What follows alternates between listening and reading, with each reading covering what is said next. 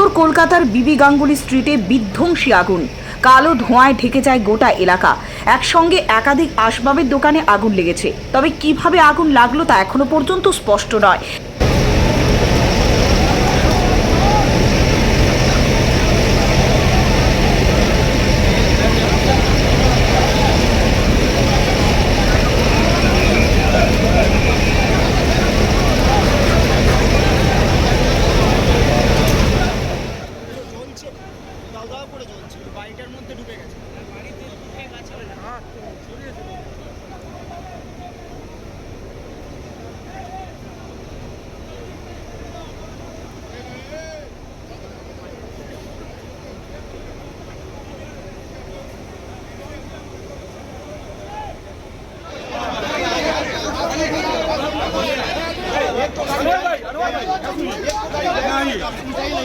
বিধ্বংসী আগুন লাগার পর স্থানীয় বাসিন্দাদের মধ্যে আতঙ্ক সৃষ্টি হয়। नहीं घुसता है, इसका पहले भी नहीं घुस पाया। नहीं वहाँ से घुस जाएगा सीधा। अरे भाई नहीं घुस सकता है, ये बिल्डिंग में आ रहा है ना, तकलीफ हो जाएगा यार। भाई नहीं है, यहीं से घुसेगा जो भी घुसेगा। यहाँ से तो फोर्स नहीं बन रहा है। हाँ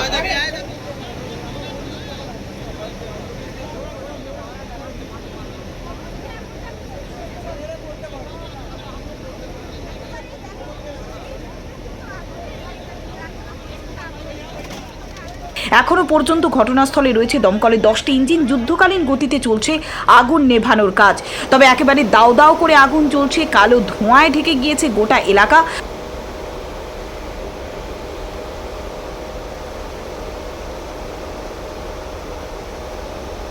প্রচুর পরিমাণে ক্ষয়ক্ষতি হয়েছে এমন আশঙ্কা করা হচ্ছে।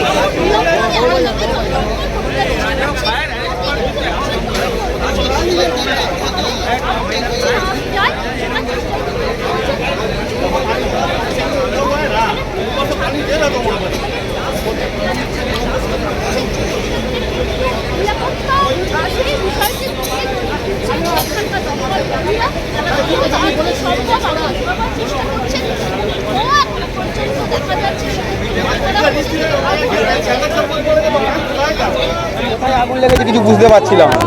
তারপরে আমারই একজন সে বললো ওপরে যেমন আগুনের একটু ঝলকা দেখা যাচ্ছে বলে সঙ্গে সঙ্গে কি করলাম, আমরা ভেবে নিলাম যে ওপরে আগুন ধরেছে। তো যতটা পেরেছি মাল বের করানোর চেষ্টা করেছি, তারপরে আর কিছু করতে পারি না। চোট লাগে না কিছু, কিন্তু মালের প্রচুর ক্ষতি হয়ে গেছে, সব শেষ হয়ে গেছে, কিছু নেই আর, সব পুড়েছে। ওটা তো 50 লাখ তো হবেই, একদম হবেই। আমরা আগুন প্রথমে কিচ্ছুই দেখতে পাই না, একটু ধোঁয়া বেরোচ্ছিল, একজন বললো যে ওই দিক দিয়ে ধোঁয়া বেরোচ্ছে। আমরা জানি কোথায় হয়তো আগুন লেগেছে, বুঝতে পারছি না। তো নিচে টিন দিয়ে আটা, উপরে নিচে টিন উপরে টিন, কিন্তু আগুন কোথায় লেগেছে আমরা তো কিছু বুঝতে পারছি না। আমরা তো ওই মাল যাওয়া করে সরাতে চেষ্টা করলাম, তারপরে গাড়ি আসলো, গাড়ি এসে জল দেওয়ার ব্যবস্থা করলো, এই ব্যাস।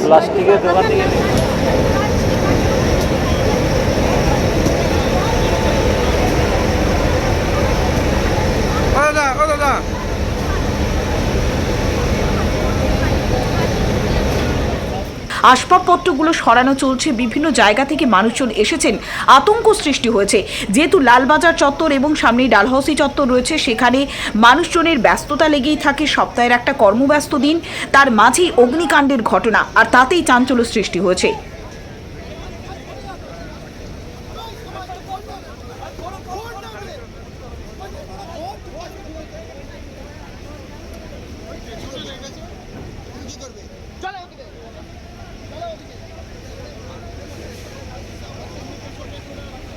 कचरा भर्ती रहता है, हम लोग हर दम साफ करता है।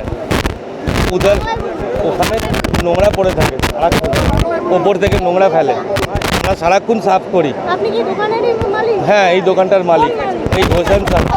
आपको कब पता चला कि घोषण सर? देखिए मेरा बहन का डिलीवरी था, আমার বোনের হচ্ছে আজকে ছিল, বাচ্চা হওয়ার ছিল, আমি ওই নার্সিংহোমে ছিলাম। আমাকে ফোন করলো আমার স্টাফ। হ্যাঁ, এবার ম্যাডাম বলুন, এর ভেতর এই যে ওপর থেকে যদি দেখে আসুন, আপনারা যদি ওপরে যান, প্রত্যেক মাসে আমরা পরিষ্কার করি, কিন্তু কেউ এখানে আটকায় না।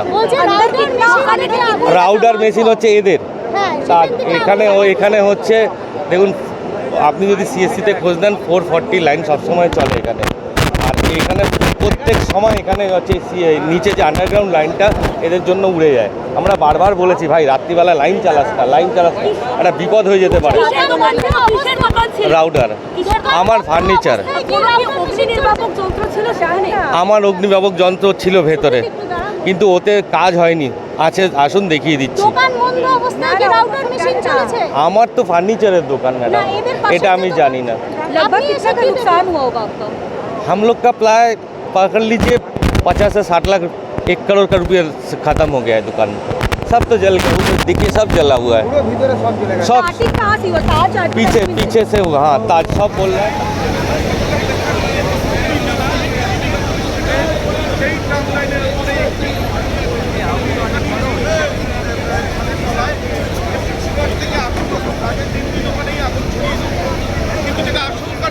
দমকল আধিকারিকরা কি বলছেন শুনুন। দেখুন, তিনটে ফার্নিচার দোকান ইনভলভ হয়েছিল। সামনে দিকে যেমন ফার্নিচার দোকান ছিল, সিমিলারলি প্রত্যেক দোকানের পেছনে গোডাউন ছিল। তো সেই গোডাউনটা ছিল টিন শেডেড।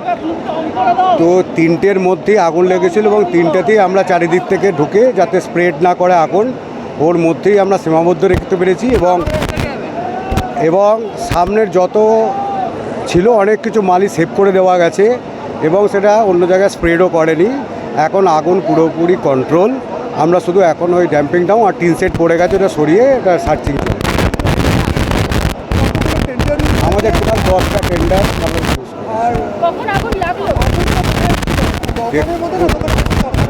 দেখুন, সেটা ফরেন্সিক হলে সেটা এক্সামিনেশন করা যাবে, কিন্তু যেহেতু সামনের দিকটায় আমরা অনেক বাঁচাতে পেরেছি, তো এটা প্রবাবলি পেছন দিক থেকে আগুন লেগেছে, এটুকু আমাদের প্রাথমিক ধারণা।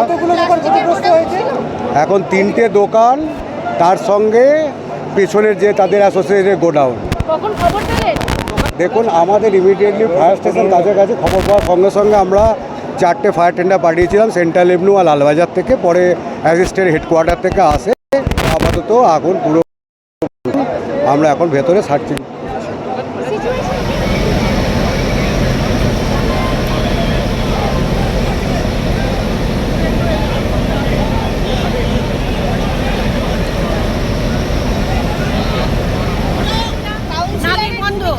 কিন্তু কর্পোরেশন মিডিয়ারা কি বলে যে পুরো জল ভরে যাচ্ছে, জল এই হয়ে যাচ্ছে, কলকাতা ভেসে যাচ্ছে। কারা ভাসাচ্ছে? লেবাররা ভাসাচ্ছে। যতই করো, যতই বলো, শুনবে না। তাহলে ওদের নিয়ে তো কিছু করা যাবে না। কাউন্সিলর কেন কোনো কথা বলে না? কারণ এটা তো তার দায়িত্ব। কাউন্সিলরও বলে, কাউন্সিলর যদি না শোনে, তুমি বলো, তোমার কথা যদি না শোনে, তাহলে না শোনে তো সেটা মারবে। নিতে হবে। না শুনলে আমরা বলি ভদ্রভাবে বলি, ভালোভাবে বলি, ভালোবেসে বলি। যদি না শোনে তাহলে কিছু করার নেই। চোখ বন্ধ করে যদি আমি বন্ধ করে বসে থাকি, তাহলে কি কারো কথা শোনা যাবে? আচ্ছা, কোথাও কোনো অগ্নিনির্বাপক যন্ত্র ছিল না? এখানে অগ্নিনির্বাপক যন্ত্র কি করে থাকে? আচ্ছা, আরেকটা বিষয় হচ্ছে কটা দোকান ক্ষতি হলো? এটা তো বড় মল নয় যে অগ্নিকাণ্ডের মধ্যে আবার ওরা ফায়ার ব্রিগেড রাখবে কি সব কিছু রাখবে। ওইদিকে বিল্ডিংটাতে 4-5টা খালি হালকা লেগেছে, আর এই দুটো দোকান। আপনার নামটা একটু? আমি Suman Singh, ex councillor, block president, 47 ward. কন্ট্রোলের মধ্যে চলে এসছে।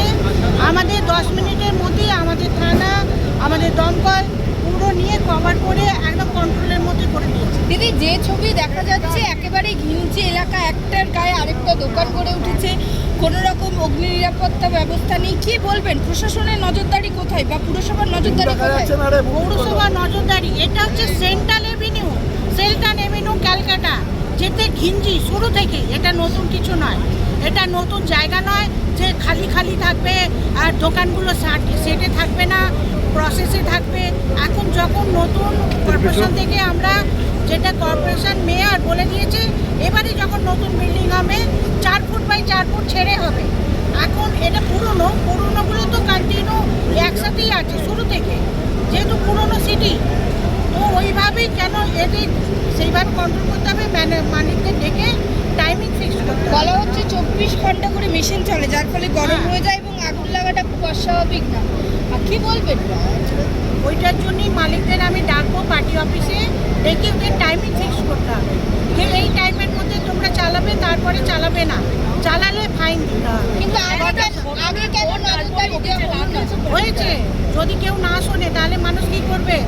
সারা রাত বসে থাকবে? সেক্ষেত্রে তো প্রশাসনের পুলিশ প্রশাসনের ব্যবস্থা নেওয়া দরকার ছিল। পুলিশ প্রশাসন, কর্পোরেশন, এমনকি কাউন্সিলর সবাইকে টাইমে বলা আছে, এই টাইমের মধ্যে করতে হবে। আপনারা আগে কি কোনো অভিযোগ করেছিলেন এই একটা ঘটনা ঘটে যাওয়ার পর? কেন 10 বছর আগে একবার হয়েছিল, যেটা ওরা কি করে ভুসা, যে মানে কাঠের যে ভুসাগুলো, ওগুলো তো নালির ভেতরে ঢুকিয়ে দেয়, আবার জ্বালিয়েও দেয়, আবার বিক্রিও করে। নালির ভেতর ঢুকিয়ে দেয়, বলা হয় যে তোরা নালির ভেতর ঢোকাস না, বর্ষাকালে জল পুরো থই থই হয়ে যায়, গাড়ি